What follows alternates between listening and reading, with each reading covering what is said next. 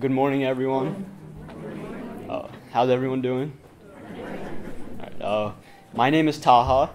I'm an incoming senior at Appoquinimink High School in Middletown, and today I'm here to talk about my Muslim role model, and that is the Prophet Muhammad, the man most closely associated with the religion of Islam, a man of strength, virtue, character, faith, and loyalty.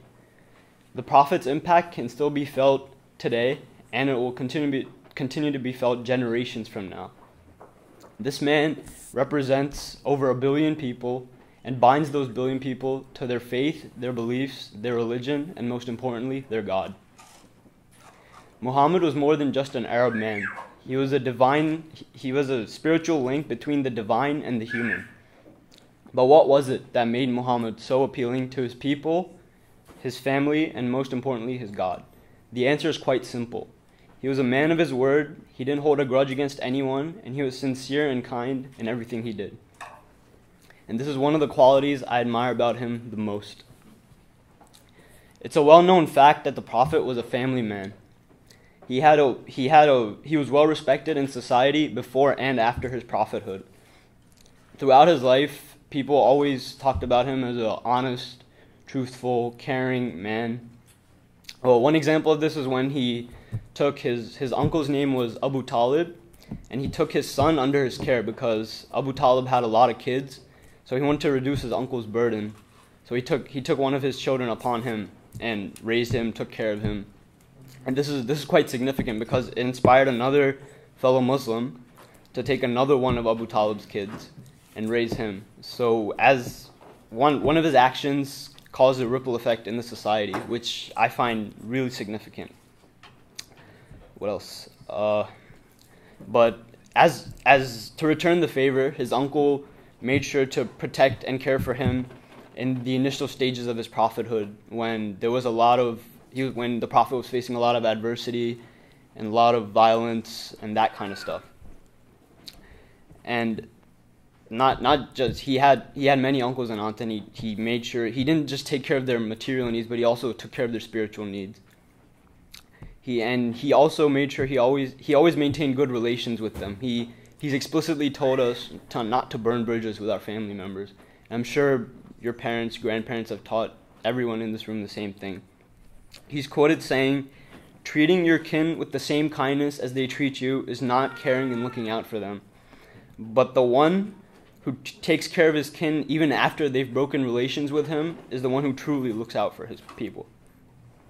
The Prophet, without a doubt, cared for his family and distant family, and taught not only the people at the time how to treat their family, but the 1 billion plus Muslims today. Along with his distant relatives, the Prophet loved his children. Same as his relatives, he took care of their material and spiritual needs. This is a very interesting fact. He used to wake up his daughter. He used to go to his daughter's house every morning and wake her up for morning prayers. And this is quite interesting because even after she was married and she had a man by her side, he used to still take care of her repeatedly, day after day, which is quite different at the time. Another one of his favorite pastimes was to spend time with his 2 grandchildren. He's been quoted saying he was never happier than when he was with his 2 grandchildren. And think about it for a sec. A man who had to lead a whole religion, give the whole community advice, fight religious wars, still took out time from his day to spend with his grandchildren. So not only did he teach us how to love our family, but from a parenting aspect, he taught us how to raise our children. And my mom here, and I'm sure the rest of the parents here, know what it's like to treat your children correctly. Every single one of the Prophet's actions was meant to be an example for all Muslims. As I said earlier, I try to emulate his quality of genuine care and concern for people. I'm an active volunteer in my community, and I plan on being one for the rest of my life. I've done many types of volunteering, but my favorite probably has to be tutoring children, because when you see a child that's younger than you solve a problem they've been struggling with or learning something new, you can see you can see a change in their emotion. And when I was younger, I used to struggle with the same stuff. So you know what they're going through. It makes you feel better. It makes me feel complete. So giving is something that the Prophet did in abundance, whether it be time, money, effort. It's you have to give. That's why I firmly believe that. I also deeply care about my family and friends. My family is my rock. I never make a decision without them, and they're in the back of my mind 24/7. And I make sure to treat my mother, father, grandparents, aunts, uncles, and cousins with the same respect that they treat me with, just like the Prophet taught us. My friends are also a huge part of my life. Not all of them are Muslim, but that doesn't affect the amount of respect I give them.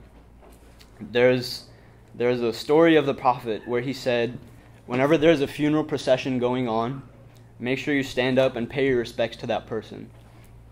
So there was a funeral procession, and the Prophet stood up, and there was a man near him, and he said, it was the coffin of a Jew. He said, "Why did you stand up?" And the Prophet boldly replied, he said, "Was he not a living being soul?" So that right there is end all be all, that you need to treat everybody the same way, regardless of their religion, skin color.